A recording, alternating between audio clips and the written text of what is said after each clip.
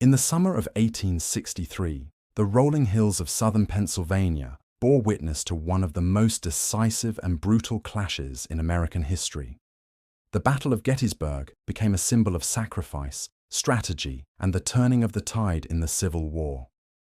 Tens of thousands of soldiers, both Union and Confederate, fought and died over 3 days, using the tools of mid-19th century warfare: muskets, sabers, bayonets, and cannons.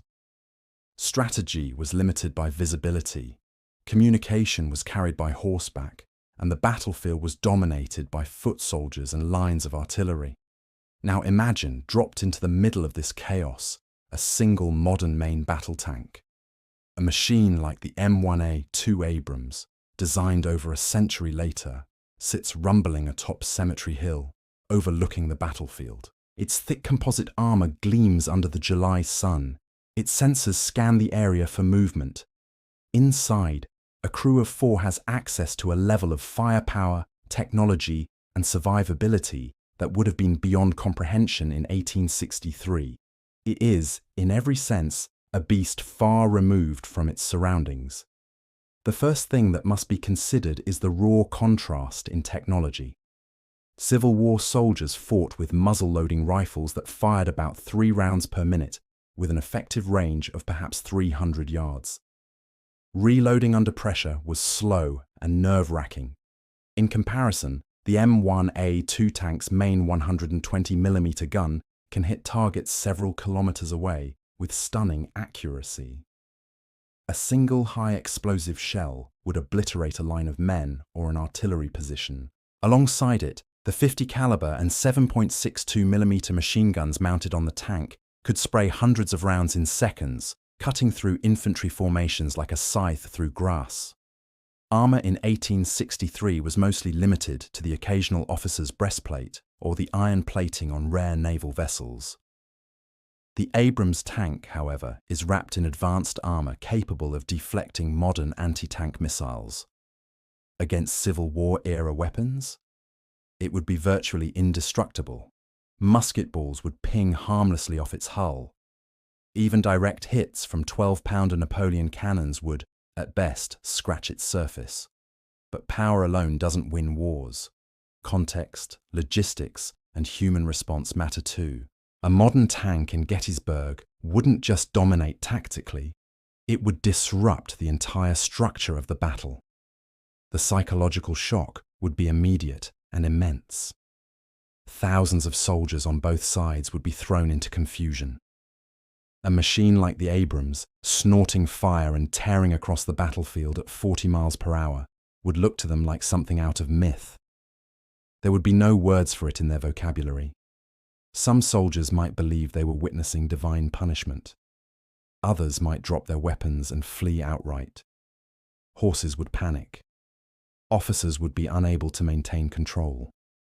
The battlefield, already chaotic, would descend into a surreal nightmare for those unprepared to witness such an apparition. If Union forces gained control or cooperation from the tank crew, they could deploy it strategically, using it to break through Confederate defenses or stop Pickett's charge in its tracks.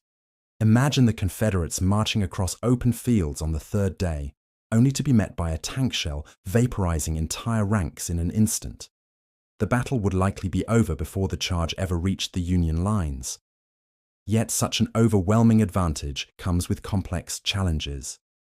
A modern tank is not a self-sufficient unit. It relies on jet fuel, specifically JP-8, a sophisticated maintenance infrastructure, and digital systems. Once the fuel runs dry, and no 19th century army has any way to refine or replicate it, the tank becomes a 70-ton metal bunker. Still powerful, still dangerous, but immobile. Its true power lies in mobility and shock. Without fuel, its role shifts dramatically. The crew, assuming they don't speak in riddles or are mistaken for hostile invaders, would also face communication problems. Radios wouldn't work with 19th century telegraph lines. Their training, tactics, and culture would be foreign. To gain the trust of Civil War commanders like General Meade, they'd have to demonstrate their capabilities in carefully controlled ways. They might first offer reconnaissance, perhaps eliminating enemy artillery positions or halting an infantry advance, building credibility through action. From the Confederate perspective, once it became clear that the tank was not a divine judgment, but rather a Union-controlled weapon, their options would dwindle. There is no realistic path to defeating such a machine using the tools of the time. Guerrilla tactics, sabotage, ambush, isolation might be the only viable responses. Perhaps they'd attempt to lure it into difficult terrain or attack its supply chain, if it had one. But realistically, they would be facing a force multiplier unlike anything previously seen in history. From a broader strategic view, the presence of such a weapon at Gettysburg could radically shorten the war. With morale shattered and the Confederate army reeling, Lee's retreat might turn into a full collapse. Richmond could fall within months. The symbolic and actual power of the tank could push President Jefferson Davis to seek surrender far earlier than in our own timeline. And Abraham Lincoln might avoid the long, drawn-out conflict that led to hundreds of thousands of additional deaths. But beyond the battlefield, the tank's presence could ignite a new era of scientific curiosity. Engineers and inventors of the time would scramble to understand the principles behind this mysterious machine. While they wouldn't be able to replicate it, the metallurgy, internal combustion engine, and computing systems were generations ahead. Its influence would still ripple outward. The Industrial Revolution could accelerate. Steam power might give way to early attempts at gasoline engines. The Wright brothers might be inspired to fly decades earlier. Or conversely, the tank could be dismantled, misunderstood, or hidden away as too dangerous or sacrilegious for study.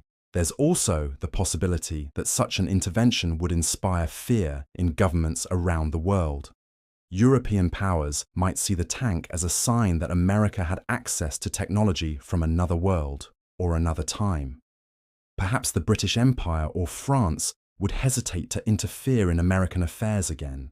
Perhaps they'd send spies to uncover this new power. The geopolitics of the late 19th century could shift radically. And then there's the moral dilemma. Would deploying a machine of such advanced lethality against men armed with muskets and cannons be just? Could the tank's crew justify such uneven slaughter? War is inherently brutal, but the introduction of such overwhelming power raises ethical questions about responsibility, mercy, and the nature of warfare itself. At what point does technological supremacy cross the line into atrocity? Ultimately, a modern tank at Gettysburg would not merely win a battle, it would collapse a military system, reshape a nation, and possibly change the course of world history.